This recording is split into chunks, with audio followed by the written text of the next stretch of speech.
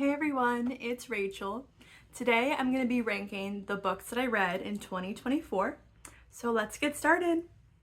So I only read 6 books this year, which may not seem like a lot, but I also had my externship, I graduated, and I've started my first job as a speech therapist. So I've had a lot going on. So 6 is pretty impressive for me considering how long it takes me to finish a book. Like, depends on the book, but it typically takes me like 3 weeks to read a book. But yeah, I read 6 books this year. Here are the 6 books that I read in the order that I read them. So first I read After the Fire, which was really good. I'm gonna put a picture up here. And then I read Jane Anonymous. And then I read Heartwood Box. And then I read The Grace Year. And then I read In the Clearing. And then I finished out the year with Jessica's Guide to Dating on the Dark Side. So I'm gonna talk about like what I liked about it, what I disliked about each book, and give like a little summary, and then we'll go into the ranking. Like I said, the first book that I read this year was called After the Fire, and this book is basically about this girl, and she like escapes a cult, kind of escapes. I don't know. Obviously there was a fire, so she kind of escapes the cult, and it's kind of like the aftermath of that and everything, but it switches back between like before the fire and after the fire, and I thought that was really interesting. That's definitely a like of this book.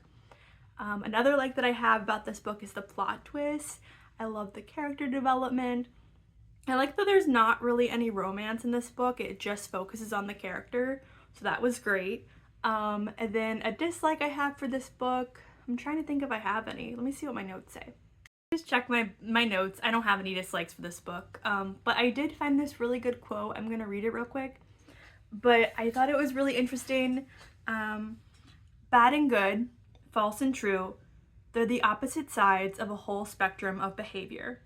Not the only two things a person can be, because life isn't just that simple. People aren't that simple, even though I'm sure things would be a lot more straightforward if they were. In my mind, she's basically saying, like, the world isn't black and white, there's areas of gray. And I think that's so interesting, like, coming from someone who just escaped a cult, like, whoa. So the next book that I read is Jane Anonymous, and this book is basically about this, like, I think she's like a junior or senior in high school, and she's kidnapped and for like a couple months, and eventually she escapes, and it's basically about her like adjusting to her life now that she's escaped and everything. So I thought that was an okay book. I'm not gonna rank it now, but I don't think I had any likes off the top of my head. There was like an occasional good quote in there, but the character development was okay. Dislike, I really didn't like the writing style. I think if I remember right, they were like diary entries, and I didn't really care for that, so I was like, okay. And then the ending was somewhat predictable, so I didn't really like that either. The third book that I read of 2024 is called Heartwood Box, and this book is basically about this, I think she's a senior in high school again. There's a theme going on. But she moves either with her aunt or her great aunt and into this small town, and people tend to go missing, and like there's a mysterious lab involved.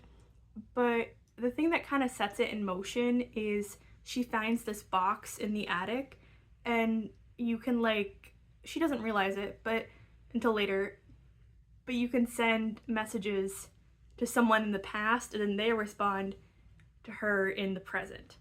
So I thought that was really cool. But something I liked about this book is the character development. I love the character's name. I think her name is Araceli, if I'm saying that correctly. I was like, that is a beautiful name. I love the plot twist. This book literally made me cry.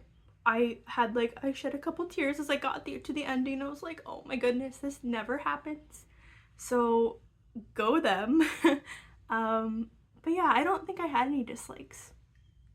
So the fourth book I read this year is called The Grace Year. So every year a bunch of girls are like not chosen, kind of chosen, but it's for their year. So like I think they're 16. They go to this like island forest thing, that's what I would describe it as. And they kind of just live there for a year.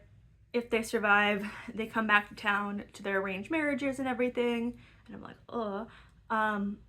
but something that I liked about this book is the character development of the main character. I thought that was awesome. I like that she found out some like really hard truths and everything about the town. I'm not gonna give any spoilers, obviously. I don't think I had any dislikes.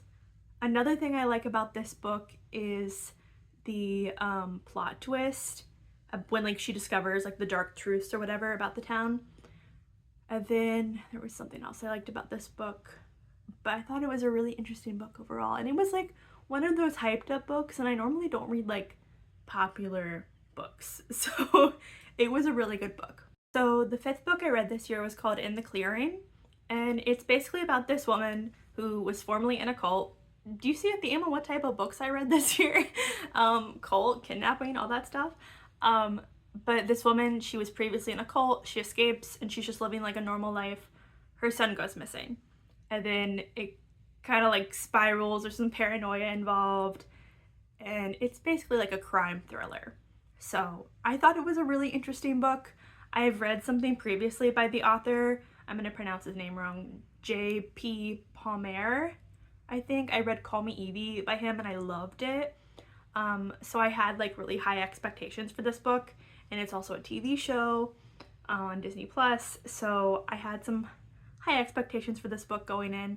I'm trying to think if I had any dislikes. The dislike I can think of is maybe like the paranoia at times. I was like, okay, and then I didn't really care for the ending. I was like, okay. But yeah, that was it about that book. The last book that I read this year is called Jessica's Guide to Dating on the Dark Side. And I was like, okay, it's on my list, let's read it. So basically this senior in high school, I don't know why I read books about seniors in high school, but she comes home from school one day and there's like this guy, and turns out like she's been betrothed to this vampire prince from Romania since birth, and like it's kind of just a whole mess. But then it turns out okay at the end. Something I liked about this book is I liked the character development. I like how the author describes the characters. I like her writing style. Something I was like, it's okay. Not like, it was meh. It was like mid, I don't know, was the romance, which I guess is a really strong point of this book because it's about a vampire prince and this future vampire princess. But I didn't really care for the romance for the book. So, yeah. Okay, so now it's time for the ranking. At number 6, I have Jane Anonymous. Just didn't really care for that book. I'm sure the people enjoyed it. Number 5 is, what did I have for number 5? Jessica's Guide to Dating on the Dark Side. So that was an interesting book, but just didn't make it up there. Number 4 is kind of tied with number 5. Like, they're kind of ranked almost the same, but just some like tiny things didn't make it like 4 versus 5. But number 4 is In the Clearing. Number 3 is After the Fire. Number 2 is Heartwood Box. And the drum roll, number 1 is The Grace Year. Love that book. So that was my favorite book of 2024, The Grace Year. Thanks for watching. I hope you enjoyed this.